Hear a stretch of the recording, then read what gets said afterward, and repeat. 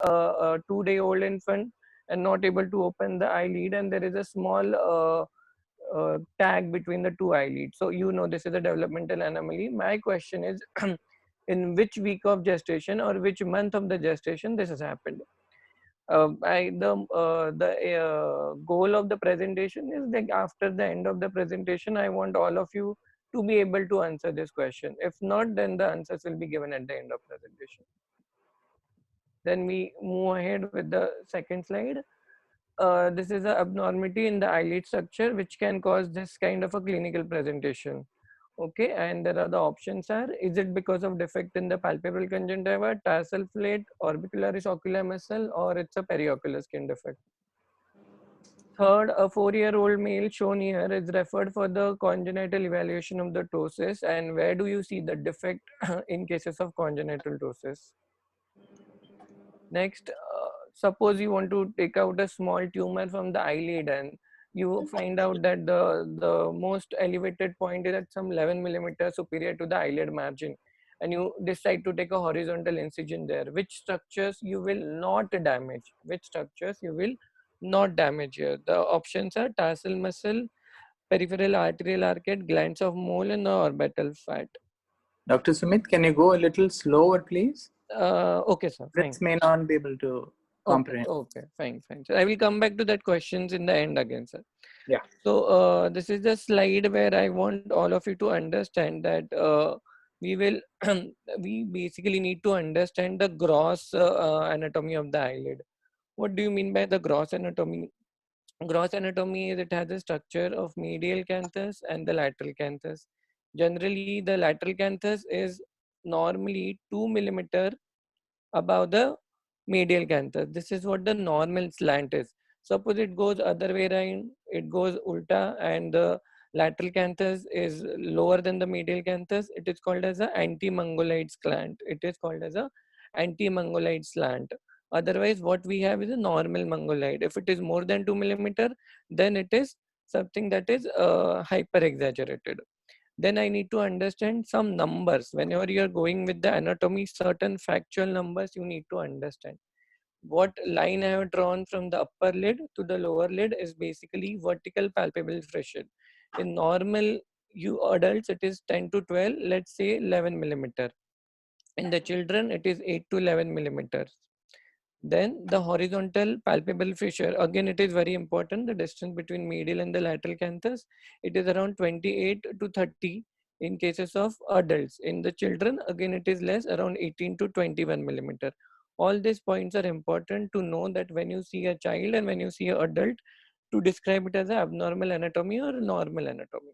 Then, as all of us know, the upper lid rests near the limbus, covering the 2 millimeter of the limbus part in the superior aspect, while in the inferior aspect it is just at the limbus. Again, these points are important to know what is ptosis and what is lid retraction. Then what else? The important thing here is the lid margin and the direction of the eyelashes. This is the direction of the eyelashes. If you see, they are directed upward in the upper lid and the downward in the lower lid. This is very important, as these are the protective mechanism of our our eyelids, and they have a very rich sensory supply. They have a very rich sensory supply. Why this is important? Because anything, any foreign body tries to hit the eyelashes, they closes the eyelid. That's a blink reflex that happens through the eyelashes. Okay, what is more important? See, this eyelashes in the upper row are much more, upper lid are much more than the lower lid. In the upper lid they are almost 75 to 150, while in the lower they are hardly 50 to 75. There are 2 to 3 rows in the upper lid, while there are hardly 1 to 2 rows in the lower lid. Now, what these are again eyelashes are nothing but the hair. They come from the follicle. Now, what is the difference between this eyelashes and this hair follicles and the other hair follicles that we have in the body? They do miss a muscle. What muscle they do miss? They miss a muscle called as the erector pylori. Like you must be seeing that you go in the cold or you see some certain thing that is scaring you. There is a sympathetic stimulation and you get goosebumps, but you never get goosebump in the eyelashes because they don't have a muscle over here. So that is the importance, that is the difference between this eyelash follicles and the other follicles. Now one more thing, as again going to the numbers, what you need to remember, the life of eyelash. The life of eyelash is generally 5 months. In 5 months they get replaced. And how much time it takes for the growth of the eyelashes? Like suppose for the any surgery you cut the eyelashes, they are supposed to grow back in 8 to 10 weeks of the time. They grow back and they come to the normal. So these are certain numbers which I want all of you to remember. We'll keep talking about this. Again, I want all of you to look here. This groove that you see here is nothing but superior sulcus. What is superior sulcus? This is basically a distance there is basically a lid fold which happens in between, and that is a distance between a lid margin and a lid fold. Okay, and this is around 8 to 11 millimeters in the females, and it is little less, 2 millimeter less in the males. Okay, this happens because of the LPS insertion. Again, when we'll discuss the anatomy of the eyelid, we'll come there. Now this groove here is nothing but a superior sulcus. This is again a distance between a lid fold and an eyebrow here. Let's go ahead. Now, again, when we see the gross anatomy, we need to understand the eyelid margin anatomy also. Like when I described here, there is an anterior margin and the posterior margin, and eyelid margin is a very important uh, distinguishing feature, because though it is only 2 millimeter in the breadth, there is very important point here, and that is known as a gray line. Okay, this gray line is supposed to differentiate between a mucosa here and the skin which is there on the anterior part of the lid. So any lid, when we try to divide into two parts, anterior lamella and the posterior lamella, the gray line is very important structure. Gray line is supposed to be formed by nothing but the fibers of the orbicularis oculi muscle. Again, very important structure which is there in relation to the gray line is meibomian glands. Whenever you observe eyelid, you do see that near the gray line there are small multiple openings, and these are nothing but the openings of the meibomian glands. These meibomian glands are basically situated inside the tarsal plate, and they open on here in the eyelid margin. They do perform a very important function of secretion of the meibum, basically a lipid layer of the tear film. Again, one thing that has been labeled here is a muscle of Riolan. Muscle of Riolan is nothing but a name that is given to the fibers of the orbicularis oculi, which traverse to the lid margin and form a gray line. So this, though not very important theory, practical per se, but theory per se, this is very important thing that you should know. One more clinical pearl that you should know about the gray line is why this gray line is so important, because gray line is studded with the sensory nerves which basically traverse the whole of the lid. So if you want to give a anesthesia for a small mass to be removed at the lid margin, or even for the stitching the lid margin, the gray line is the point to go for. Now again, when you talk about the eyelids, eyelashes, there are three clinical terminologies which all of you should understand, and these are: madrosis is nothing but the loss of eyelashes, many times associated with the thyroid disorders, or it is associated with the leprosy. Trichiasis is nothing but a misdirected growth of eyelashes, and distichiasis. Then all of you should understand the difference between trichiasis and distichiasis. Trichiasis, mind you, is a very common condition compared to distichiasis. Distichiasis, if you see, there is complete row, there is entire row of the misdirected eyelashes. Okay, what is the treatment for both? Treatment for both generally it's a electrolysis. Let's go ahead.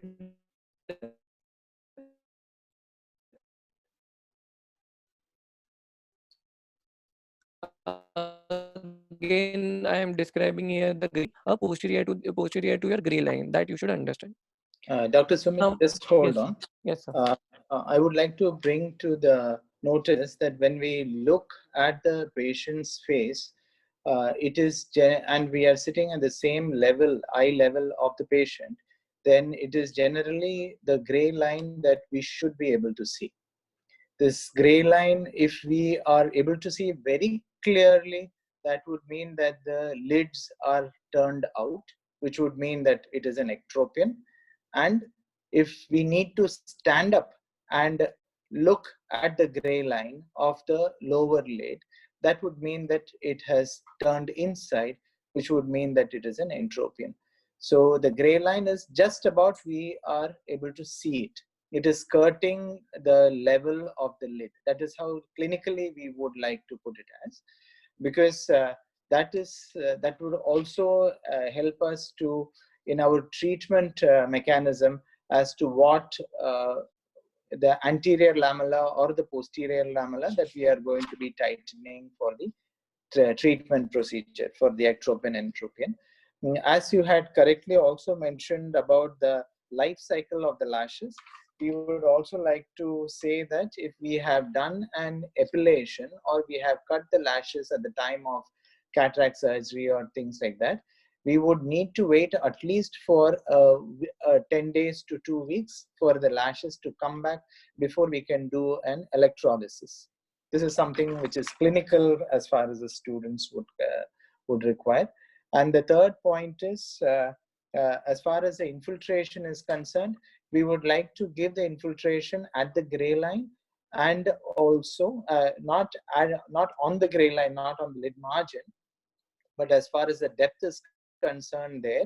So, and just about the correct amount, so that too much of lid edema over there would help us, would not be very helpful for us in order to approximate any margin defects. Great, go ahead please. Yes, sir. Very correct, sir. So that basically covers my slide of ectropion and entropion. The gray line is important to differentiate between the ectropion and entropion. This basically gives us a clinical per se before even doing seeing the patient on the slit line. So structures of the eyelid, as it's a very important theory question, you should remember this order, and this is how it goes. It's from anterior to posterior. It's a skin, subcutaneous areolar tissue, striated muscle, orbicularis, oculi, and the LPS. Submuscular areolar tissue again, tarsal plate, and the fibrous tissue, orbital septum, non-striated muscles, and the conjunctiva. We will describe each in detail. So skin, basically the skin of the eyelid, you should remember the fact that it is the thinnest skin that is there in the body. It's hardly 1000 microns in the thickness. Now what is other peculiarity of this? Again, the skin in the medial half, it's greasy just because the medial half is full of unicellular sebaceous gland, and the laterally it's a less greasy, and there are large number of the hair. That is important. Again, what is the clinical point of view of this? You must have seen lot of patients, diabetic, fat patients with hypercholesteremia. They generally present with the xanthosman. Where do you see this xanthosman most commonly? You do see in the medial of the eyelid, medial half of the eyelid, and this is the reason for the same. Then this skin is basically very elastic, and the areolar tissue posterior to that is very thin. So whenever you see a patient with some trauma, let it be even at the forehead, you do see a lot of swelling, a preseptal swelling here.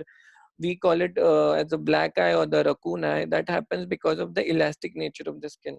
Again, it is very helpful that skin being elastic, this the resolution of the edema is also again very fast. Then going to the subcutaneous areolar tissue, as I said, there is no fat as such. It's very loose and it gets easily distended with the edema and the hemorrhages.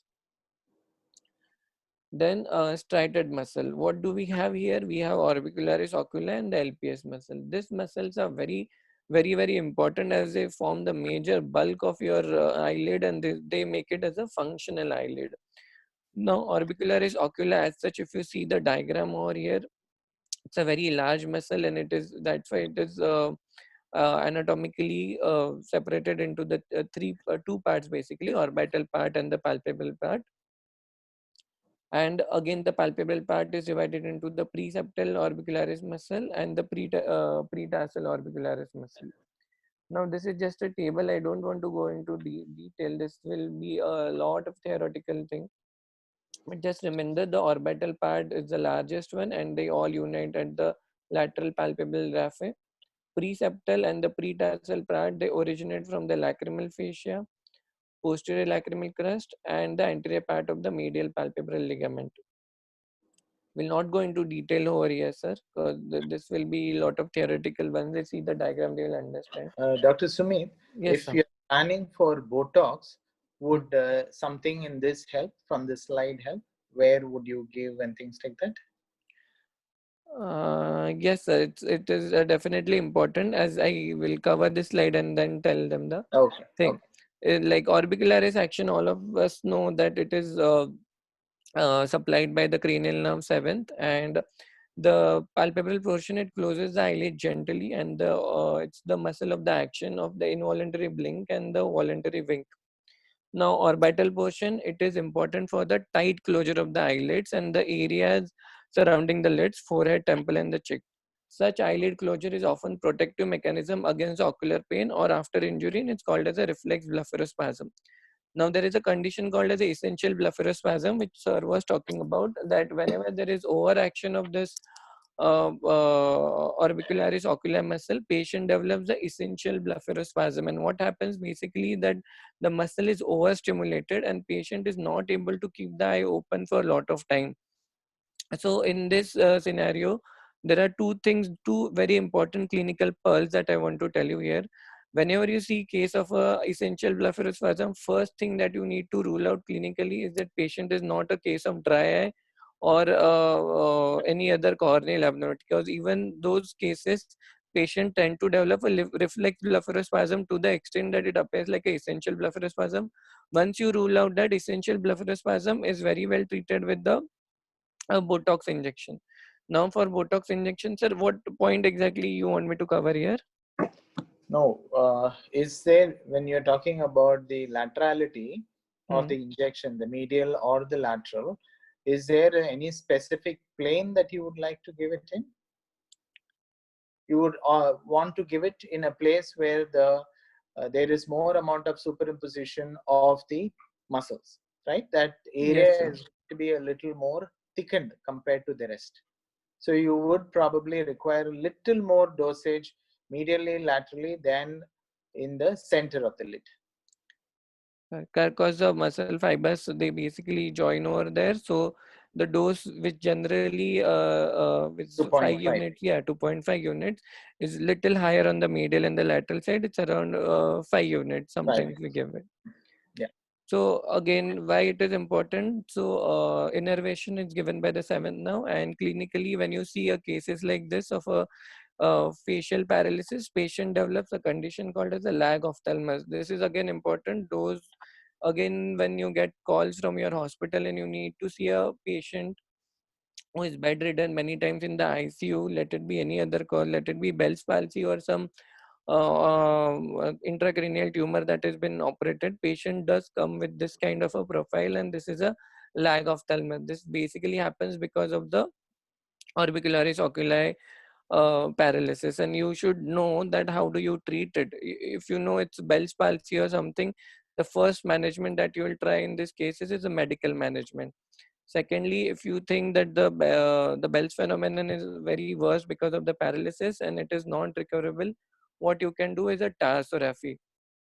Again, tarsorrhaphy is two type. It's temporary either or permanent.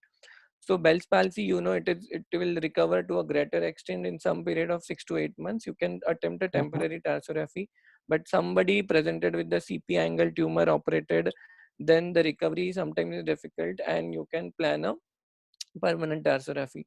Also, sometimes what we do here is the lid adding procedure, something like a gold weight implant that we do in such cases. Because basically, lag of thymus is much more worried when it happens at the night, because that time the cornea gets exposed. Anything else to be covered here, sir? Yeah, and as far as the tarsorrhaphy is concerned, we can be doing a medial or a lateral tarsorrhaphy. When we are looking at this patient, the medial, I would expect that there would be more amount of an exposure in the medial area compared to the lateral. So, along with probably there has been a tarsorrhaphy which is already done on the lateral side, or sometimes you may have to augment a tarsorrhaphy which has been done on the lateral side with a medial tarsorrhaphy as well, but only try and keep the area of the cornea to be which will don't take the tarsorrhaphy in the central, because that, if the sutures get a little loose or it gets a little long, then it could abrade the cornea. We can have a medial tarsorrhaphy in conjunction with a lateral tarsorrhaphy. Okay, sir. Thank you. Then to go ahead, now we'll talk about the LPS muscle. Again, it is a very important muscle. It works as a retractor of the upper eyelid. It's located within the orbit. What you should understand, it is the extraocular muscle. So whenever you get a question to describe all the extraocular muscle, do include LPS in that, and it is about the third month of the fetal life that it develops. It arises from the medial side of the superior rectus. Origin, again important theoretically, it's basically apex of the orbit from the undersurface of the lesser wing of the sphenoid above and in front of the optic foramen. And again, it blends with the sheath of the superior rectus muscle. Then course and attachment of the LPS muscle is very important, both clinically also for your practical, because this is the question. If at all you get a case of ptosis in your examination, then the whole of a viva will on the LPS muscle. So you should know the LPS muscle in and out. So basically, if you see there is one white line in the diagram over here. This is nothing but a Whitnell's ligament. What is Whitnell's ligament doing here? Whitnell's ligament, for on a gross basis, basically differentiate, basically demarks the levator aponeurosis from the levator muscle. It is also called as a superior transverse ligament. This is uh, it's a fibrous band that spans the anterior superior orbit from the trochlea to the lacrimal gland fascia. It provides a support to the upper lid and the orbital structure. Also, it acts as a fulcrum. And again, it is important because it is very important during surgery that it allows you to differentiate the muscle and also the any rolling of the muscle. And it is located at the point where the levator muscle fibers end and the aponeurosis begins. So it is very important during the surgery as such. Now, you should understand how the span of the LPS muscle happens. There are two very important things that you should understand here is that there are two extensions of the LPS muscle, which is lateral horn and the medial horn. The lateral horn helps to support the lacrimal gland by holding it against the orbital roof, dividing the gland into the orbital and the palpebral lobes. Again, clinically, this is important. If at all you're operating on some or you're taking a lacrimal gland biopsy, and during that you're taking out the whole of the orbit, lacrimal gland, the orbital and the palpebral pad, there are high chances that you might damage this lateral horn and the patient might develop a lateral side ptosis in such cases. Again, then the medial horn passes over the reflected tendon of the superior oblique and fuses with the medial canthal tendon and the medial orbital rim. Then again, what you need to understand, there are two more span, is the anterior part and the posterior part of the LPS. Now, where does this anterior part go? This is basically a septa that passes between the orbicularis muscle at the level of the upper tarsal border and also into the pre-tarsal skin of the eyelid. This is basically a root cause to form a superior eyelid fold. So this is very important, which basically marks as our incision for the many of the eyelid and even the orbital surgery nowadays. Where does the posterior part go? Posterior part becomes thickened and inserts onto the anterior surface of the tarsus, where exactly it starts 3 to 4 millimeter below the superior border, also in the superior conjunctival fornix. This part is again important because many of the times in the ptosis or we see in there is dehiscence in the old patients of the LPS. You need to reinsert this posterior part, and it's basically it's best to insert on the physiological position, which is 3 to 4 millimeter below the superior border of the tarsus. Again, this is very important. You should also know the dimensions. The fleshy part of the muscle is 40 millimeter long, tendinous aponeurosis is 15 millimeter long and 30 millimeter wide. It is exactly equal to the horizontal palpebral fissure that is there. And Whitnell's ligament has already been described. So this muscle and its four spans you should remember, because this is very important clinical per se and even as a viva question. Now, just to describe Whitnell's ligament in a bit more, we, yes, sir. Yeah, as far as the Whitnell's goes, The medial and the lateral, that we would need to disinsert whenever we are doing any LPS resections. And any, as you had mentioned, any of the lacrimal gland procedures, chances of the uh, trauma to the lateral horn is sometimes very, very commonly done. So if the students are, at least in the initial or when they are doing or assisting the orbitotomies, lateral orbitotomies, it is worthwhile asking the teacher to identify the, because always there will be the LPS, the lateral horn, which is going to be there. So it is always better to identify that, so that that could help them with the later on procedures. Where when we do very neat dissections, many times neat dissections would mean that there is going to be less amount of scars which are going to happen. So if there's going to be less of scar which is happening in the conjunctival side, many times we do start looking at conjunctival prolapses. Okay, so that is something that we should uh, probably we may have to experience that in order to identify it also. Okay, go on. Yes, sir.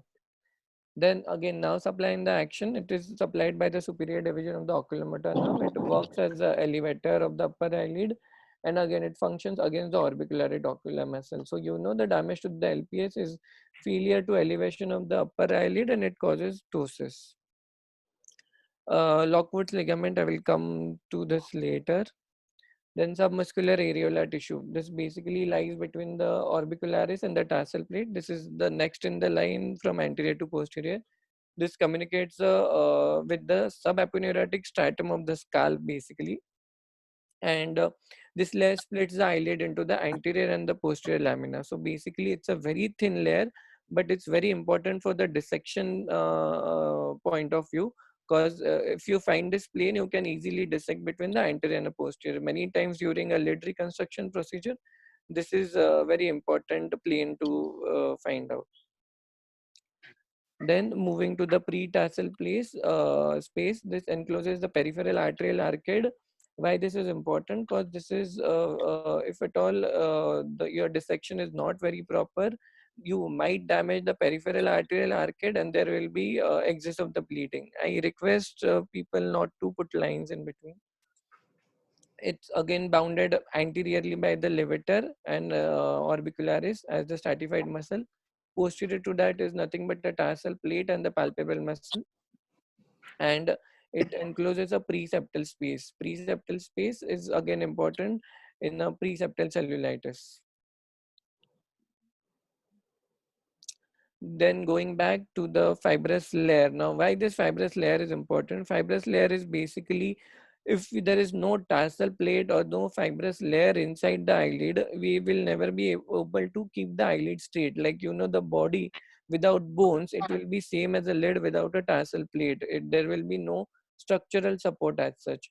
So that's why the fibrous layer basically is a anchoring thing that is important for the eyelid. It has a central thick part, which is a tarsal plate, and the peripheral thin part, which is nothing but a septum orbital. And it has a medial and the lateral ends, which is medial and the lateral palpebral ligament. Tarsal plate, again, certain dimensions here to be remembered, which is in the tarsal plate is 29 millimeter long horizontally and 1 millimeter thick. Again, thickness is very important. Upper tarsal is 11 to 12 millimeter vertically, and lower tarsal is thinner and even shorter compared to the upper tarsals. This thickness is very important. Clinically, anytime you are taking sutures on the tarsal plate, you should know that you are taking on a structure which is only 1 millimeter thick. So if at all while taking sutures, if you go deeper than this, you might basically perforate the conjunctiva, come on the posterior side of the lid, and that might cause corneal abrasions later. So knowing the dimension of the tarsal plate is very important to do any surgery on the eyelid. Now, tarsal plate borders we have described here, as I already said, the orbital border of the superior tarsus, and it is attached to the orbital septum and the Muller's muscle. The inferior border of the lower tarsus is orbital septum, capsulopalpebral fascia, and inferior palpebral muscle. And marginal border is nothing but the lid margin. Uh, I will skip this part of surfaces. Then we'll go to the orbital septum. Orbital septum is very important structure, as it is not very tough as tarsal plate, but it is very important. Basically, it's a protective layer which prevents any anterior septal infection from going inside the orbit. So this is the thing that it stands like a protective layer for any infection to penetrate the lid further. It unites with the tarsal plate to the supra and the infraorbital margins respectively, and thus separates the lid tissue from the orbital contents. And it blends with the extended tendons of the LPS, and it is attached to the anterior surface of the tarsus. These are attachments of the orbital septum. I'll just skip this part. You should know the relations anteriorly in the upper and the lower lid. It's related to the submuscular loose areolar tissue. Posteriorly in the upper lid, the orbital fat which separates the lacrimal gland and the levator muscle and the tendon of the superior oblique. In the lower lid, it separates the inferior rectus and the inferior oblique muscle.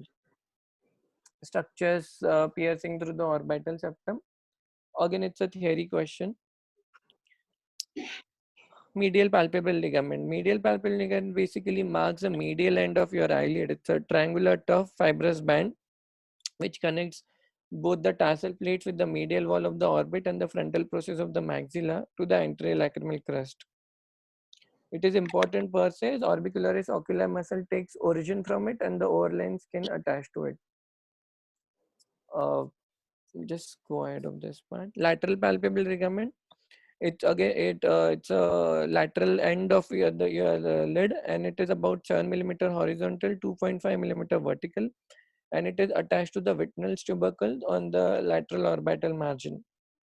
It is very important anatomical landmark to do any surgery on the lateral canthus, especially lateral canthal reconstruction or even the LTS surgery. So you need to after the surgery you need to reconstruct the ligament again very properly to have a exact anatomy of the lateral canthus.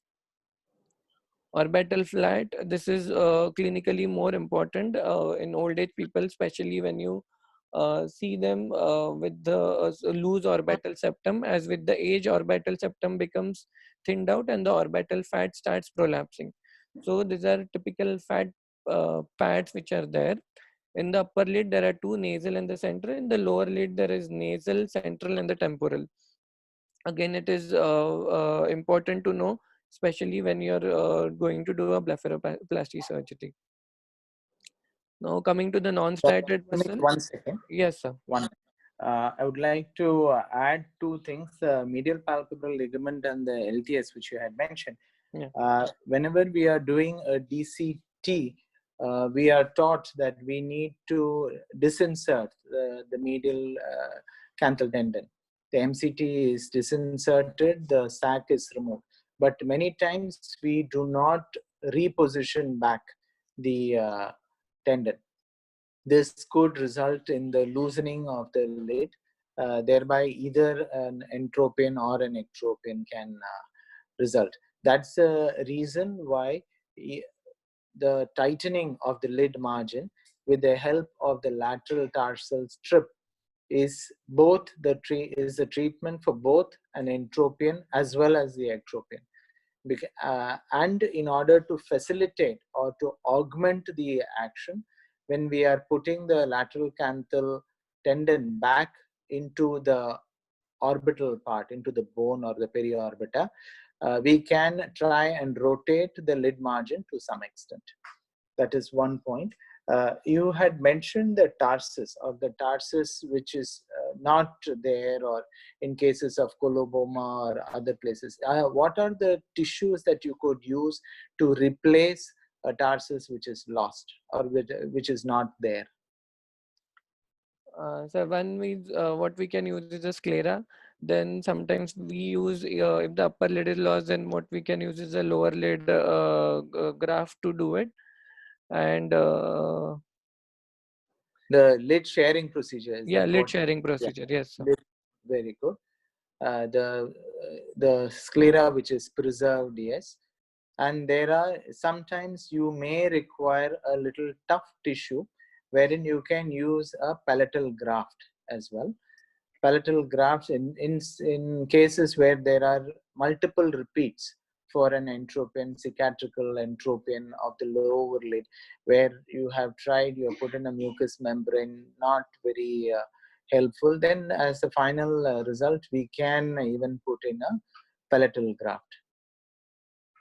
That's and the tarsorrhaphy which you had mentioned, the tarsorrhaphy comes very often as short notes.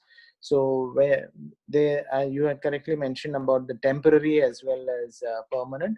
There is a medial as well as a lateral, and the ways to do it is always it has the borders has to be freshened, and there is something like the hand in like a jigsaw puzzle, a hand in glove type of a technique of doing tarsorrhaphy is also there. Please proceed. Yes. Now coming to the non-striated muscle is basically muscle fibers of the molars, and these are the present posterior to your tarsal plate, and you should know it's about 10 to millimeter long and 15 millimeter wide. It's a very thin short muscle.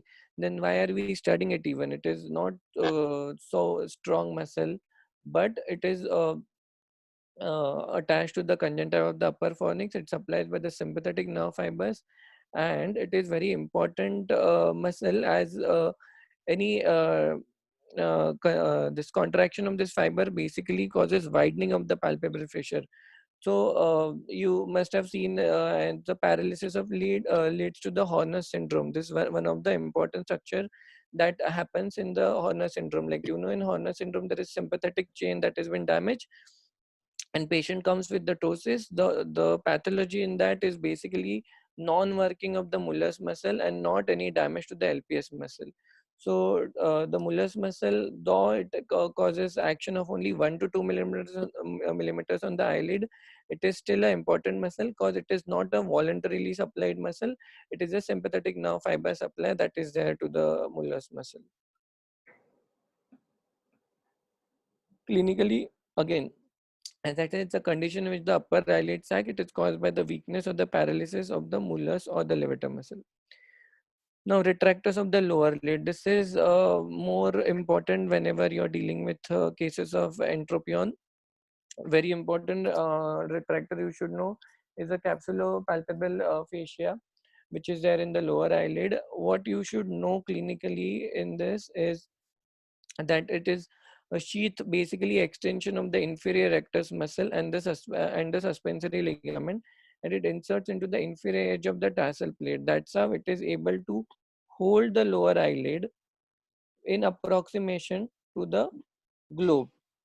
If at all it gets retracted, what can happen is that entropion, as I said, the lid margin will get inverted inside and the eyelashes will start rubbing on the eye. So you need to do a retractor reinsertion. Similar thing that we do, like do a LPS reinsertion. Here we have to do a capsulopalpebral fascia reinsertion. Again, one more important thing here is that it does DOF fuses with the orbital septum. It is posterior to the orbital septum. So while doing a dissection, you need to dissect further the orbital septum to find out the capsulopalpebral fascia and reattach to the inferior edge of the tarsal plate in the lower lid. It is very important for in your entropion cases. Now, glands of the eyelid, few of this I already discussed, will not go into detail. Meibomian glands we have covered. Chalazion, it's basically a granulomatous inflammation of meibomian glands. These two glands are important to know: sebaceous gland of Zeiss and the ciliary glands of mole. Only one thing that I want to highlight about this thing is this sebaceous gland of Zeiss is basically it secretes the sebum into the hair follicle. So as many as follicles are there, those many glands of Zeiss will be there, and the glands of mole are basically in between the follicles, and these are specialized apocrine glands. This is important per se, as this glands of mole can get converted not only into the external hordeolum, which is like a more common condition, but it can also lead to a formation of a sweat gland tumors in eyelids. Then what you should know is accessory lacrimal glands of the whole ring. These are basically located at the orbital border of the tarsal plate. These are 2 to 5 in the upper lid and the 2 to 3 in the lower lid. And accessory lacrimal glands of crows, which are basically located in the stroma of the conjunctival fornix, and they are in the upper fornix of around 20 to 40 in number. Palpebral conjunctiva, as it is the posterior most layer of eyelid, it is divided into three parts: marginal conjunctiva, tarsal conjunctiva, and the orbital conjunctiva. Very important in this is the marginal conjunctiva. This is the part where it extends from the mucocutaneous junction and the lid margin to the subtarsal floor near the conjunctival fornix, and it is continuous with the nasal inferior meatus via the lacrimal passages. So any infection in the nose can spread to the conjunctiva and the vice versa, and it is important. Tarsal conjunctiva is something that is adherent to the tarsal plate, and it is very difficult to separate. Orbital conjunctiva is a loose part of the palpebral conjunctiva, and it is between the tarsal border and the fornix. It is loosely adherent to the non-striated muscles.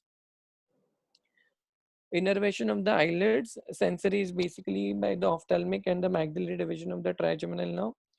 Motor control is orbicularis, facial nerve, and levator is by the third nerve. And tarsal smooth muscles are by the sympathetic fibers. Again, I request all the students not to put these lines because it will just ruin the presentation, and even will not be able to mark the lines which I am doing over here. So, Please, can you remove them? There must be an sir, it option. is done by one of the students, so we can do No, it.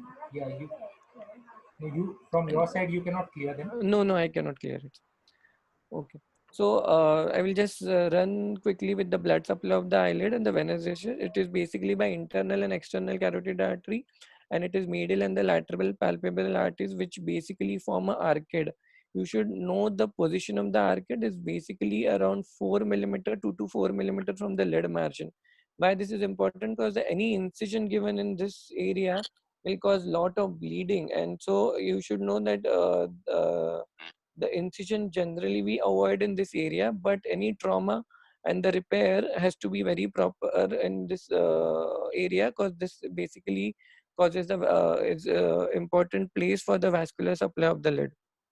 Venous drainage is basically with the pre-tarsal venous plexus and the post-tarsal venous plexus. Lymphatics again important in cases of any eyelid infection or the eyelid tumors. I'll not go into detail. Lid anomalies I will be discussing in the short, as they do you get a short note about lid anomalies in cases of eyelid anatomy long question. So in embryology, I just want you to remember again two things here. First is lid begins to differentiate at the week of 6 weeks of embryogenesis, when the ectoderm migrates over the lens vesicle and the eyelid folds of the mesenchyme and the ectoderm develop from the 6 weeks of the gestation. Eyelid normally fuses as 8 weeks and it starts opening at the 26 weeks of the gestation. So from the 8th to 25th of the 25th week of gestation, the eye is totally closed, and at the 25th week of gestation, it starts opening. If it doesn't open, then we do develop a condition called as a cryptophthalmos. Then what you should know in anomalies is sir, I would be just talking about the terms here. If you want Okay. to describe something over here, then we can wait Yeah, and then when go ahead. there's something to add, I'll Yeah. but So congenital anomaly important as the entropion and the ectropion need to be treated, as entropion can cause a lot of corneal abrasions and the child might present with the watering. Ectropion again same thing, it's rare compared to the entropion, but can have a lag of thalamus specifically in the night, and can have a exposure keratitis in the long run. even just an extra amount of skin, which is leading to something like an entropin. It is not an entropin; it's a uriblepharon, which I'm talking, epiblepharon. Epibleph. So even that would give rise to the abrasion. But we need to remember that for children, these lashes are they are non-keratinized basically. So even if they are going to be rubbing on the cornea for a long time, they would not cause damage. unless there is an entropion also, in which case then the lid margin itself will be rubbing on the cornea. So how would you treat them? Uh, uh, if they are very small children, if they are, many times they come along with a premature child or a preterm child, in such cases just a small tape which is can be attached to the skin on the lid margin to get the lid turned outside, or even sometimes Botox can be given over there in order for the out rotation, or rather the rotation of the orbicularis can be taken care of. We don't operate in very small children because they generally are self-limiting. Yes, sir. Please proceed. Then this important thing that you should know is basically epicanthal folds. Epicanthal folds in the many Asian population we do see, and you should know there are four types of the epicanthal folds that we have. The first one, which starts here from the upper lid and goes here till the medial canthus, is basically a supraciliaris. Then something that starts here in the lid fold and then grows till the medial canthus and little down is basically a tarsalis. Something that starts from the upper lid extend till the lower lid, and this might give you a false feeling of a pseudo esotropia. This is nothing but a palpebralis type of epicanthal fold, and the common one that we keep on seeing this basically is inversus. This is epicanthus inversus that we see, and this is associated with the many of the syndromes also. Then how do we correct it? These are nothing but the extra skin folds. So it again goes with your simple principles of the Z plasty or VY plasty. So either mustard is four flap or YV plasty can be very useful in the treatment of this. Not all the folds are treated, but sometimes they do. Then Uh, this, when yes, we sir. try and explain this, we are basically trying to identify whether they are the soft tissue separation or whether it is a bony separation as well. If we see some amount of a bony separation, what previously we used to be doing is there used to be a transnasal wire which we try and get the eye position closer when the interpupillary distance, the right as well as the left, if they are going to be more separate. If it's only a soft tissue separation, in which case there is just a skin and soft tissue, there's a rounding of the medial canthus and things like that, then a Z, mustard is double Z or a YV and things like that would help.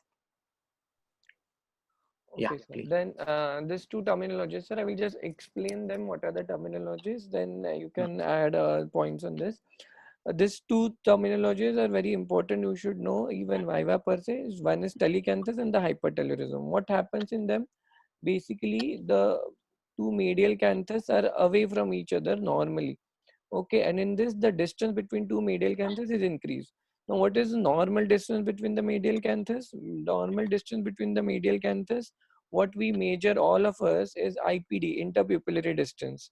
So half of that is generally a MCD. It's a medial canthus distance. In certain condition, it becomes more than that. It becomes almost two-thirds of the IPD. In those cases, it's called as a increased MCD. That happens in the telecanthus. Now, does it happen only in the telecanthus? No, it can happen in a condition like this also, where they are separated from each other, away from each other. Now, what is the basic difference between them? Basic difference between them is telecanthus is only soft tissue abnormality. Like, the orbital margins, the medial orbital margins are parallel to each other. There is no difference in there. And the whatever abnormality here is basically a soft tissue, because this skin over here is extra and that can be removed, like we describe in cases of the epicanthal fold. Whereas in the hypertelorism, there is not only the soft tissue issue, basically the two orbit are widely separated from each other, which can be very well seen on any X-ray or even the CT imaging, that two orbital walls are very much away from each other, and they cause the increase in the medial canthus distance. So this is basically a bony abnormality which causes the hypertelorism, and the soft tissue abnormality that causes a telecanthus. Though clinically it might appear same. So anything to be added? You want to add something? No, that's fine. Okay. That's fine. Then one more anomaly of the lateral canthus, all of you should know, is uriblepharon. Basically, it appears as a retraction that specifically happens on the near the lateral canthus, and it also can give you the same thing that happens in the ectropion as the exposure, and it forms a tear lake here. What happens if we don't treat for the longer time? What happens is basically there is keratinization that happens over this lid, and patient might develop a ectropion later. So this can be treated early in if it's a very severe and causing keratinization. The very small uriblepharon can be just observed and may not be treated at all. But again, it's a congenital abnormality. Then these two things we are not going into detail is the malposition, ptosis and the retraction. Ptosis basically happens as a congenital ptosis because the LPS muscle is not well developed, and it's basically fat laden many times and even atrophic. So the LPS action in such cases is very low, and child present with the congenital ptosis. If at all it presents as a severe ptosis and it's covering the your visual axis, then it warrants a urgent surgery. And important, what we do is a tarsus frontalis sling in such cases. Ankyloblepharon, as all of you should know, it's basically it's a fusion that happens as we started in the beginning of the presentation. If the two lids are not separated from each other properly, they might remain adhered in some parts. It could be of three types. It could happen in the medial part, which is known as internal ankyloblepharon, lateral part, outer external ankyloblepharon, and it can happen in the center also. It's in those cases it is called as the ankyloblepharon filiforme adentum, and these are the folds which can be easily separated with the minor surgical procedure. Coloboma, again, it's basically a incomplete formation that happens when there is incomplete fusion of the mesenchyme with the surface ectoderm. You should know the most common location of the coloboma. In the upper lid is basically in the middle and the inner third of the eyelid margin, and in the lower lid they are usually located in the middle and the lateral margin of the eyelid. This coloboma, if they are large enough in the sense they are exposing the cornea, then they do warrant a early repair. Otherwise, they can be observed till the lid grows to the fair amount of size where the smaller colobomas of less than 25% can be corrected with the direct closure, and the larger one will need a lid reconstruction procedures. Dr. Sumit, if Yes, we sir. need to be taking care of a coloboma of a significant, that is half of the lid is not there, and you want to reconstruct it, is there anything specific that you would like to look at because it's a child? Yes, sir. With the colobomas, I would also like to see the other congenital defect, if at all they are in the patient. Like they could be associated with the many times with the dermoid. They could be associated with the preauricular tags, and they can even present with the golden hair syndrome kind of a thing. In those cases, there could be a cervical spine abnormality and multiple other systemic abnormality I would Yeah, like to see in such cases. whether we are dealing with any syndromic child is something that we need to know, because it's not only the eye, it's also the survival of the child that we would need to. And the second thing is, whenever it approximates the lid margins case, we would probably be thinking of lid sharing procedure. But in such cases, a lid sharing procedure will obviously not allow the child's vision to be developing on that side, and could be a cause or could be a risk for an amblyopia setting. So when we are talking to the patient, we need to try and speak to them about these also. Probably instead of a lid sharing procedure, lid rotation procedures may be a better choice in a younger age. Yes, sir. Then one more thing that we did not describe here is a crypto-ophthalmos. Like as I said, at the 25th week of gestation, the lid starts opening up, and then the cornea, lens, all the structures starts becoming visible. If it does not happen at all, then it forms a condition called as a crypto-ophthalmos, which can be divided into two parts: either a complete crypto-ophthalmos or incomplete. Complete is nothing but where the lid is totally approximated, and sometimes even it is attached to the cornea, and many times the eye is very rudimentary in such cases, and the visual prognosis is very very poor. On the other hand, incomplete cryptophthalmos is a condition where lid is partially separated from each other, and the development of the eye is much better compared to the complete cryptophthalmos, and it can be attempted to open this lid and do a reconstruction procedure. Now, saying all this, coming back to the questions, the condition which I have shown here is a ankyloblepharon, and it's basically uh, that happens because of the problem in the fifth month, as we described aptly as a 25th week of gestation. The separation should happen. If it does not happen properly, ankyloblepharon may develop. This is nothing but what folds of the skin that we shown, and this is a periocular skin defect that happens every time. This may not be treated. You can even observe, and it might revert back on its own. Again, this is a congenital ptosis, and the problem is in the levator palpebral muscle, which causes ptosis in such cases. At 11 millimeters superiorly, what cannot get affected is, of course, glands of mole. Okay, because superior tarsus muscle, peripheral arterial arcade, and the orbital fat all lie around 10 to 12 millimeters from the lid margin.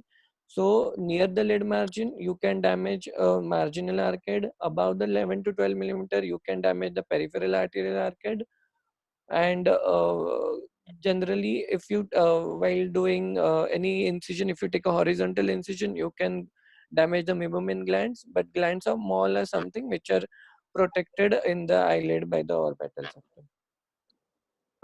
This is just to show a diagrammatic presentation of the same which I described just now. And I end my presentation with this. Thank you. Very good, comprehensive presentation, Dr. Sumeet. If we can have the questions that were asked, because I can't see them on my screen. Okay. I don't know rather how to see them. Okay. So I'll guide those questions. Yeah, please. Yeah, we will give very pointed, quick answers to all of them so Yeah. that we can cover most of them. Correct. So one Yeah, of the question is lid crease and the superior lid fold are same. same or different. Yeah. Kindly give a word on the aponeurotic surgery and the levator resection of for ptosis. I think for the ptosis surgery, we'll need an entire class altogether. Uh, so lid crease and the superior lid fold, yeah, they are the same. And the surgery, it will be better if we describe later. Sir, you want to add something about the aponeurotic surgery or the levator resection here, or it will be Okay. injustice to answer it in short? Yeah. As far as the fold and crease is concerned, I would say that there are many folds which are there on the skin side, but the most prominent fold is probably the lid crease that we are talking about as far as the plasty or the surgery is concerned. Then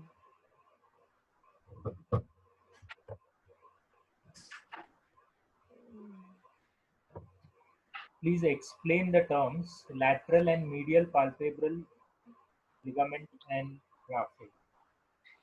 Is it different or is it the same? Palpebral ligament and the tendon is synonymous, if that's what the question is. basically, they are asking about the raphe. It's more, see, the medial and lateral palpebral raphe are the term that we describe when we are describing the orbicularis muscle as such. When the orbicularis part of the orbicularis muscle it joins, and as we discussed while discussing about the blepharospasm, they join in the medial and the lateral part, and they form a thickening of the tissue there. That part is generally described as a raphe. Ligament on the other end is attached from the orbital wall and to the lid and the orbital septum. So they are different structures. And difference between cantholysis and the canthotomy. Again, cantholysis is something. These are the very emergency procedures that we do, especially in cases of retro bulbar hemorrhage that has happened. Let it be during block or let it be because of some trauma, and even during the enucleation surgery. So, canthotomy is basically making an opening where we do sever our lateral canthon tendon, and it generally needs using uses of the Caesar or, for the drainage of the blood here. Till what age eyelashes are soft and need no intervention? I didn't get the question here, sir. I think they are asking about the keratinization. We can definitely wait for 8 months in cases of the epiblepharon. I think that's what the question is about. Okay. Some Then explanation on superior sulcus deformity. Okay. The question is framed properly. superior sulcus deformity in the sense deep superior sulcus, or Yeah, it's the same. Deep superior sulcus or superior sulcus deformity is one and the same. so You could tell them what causes that.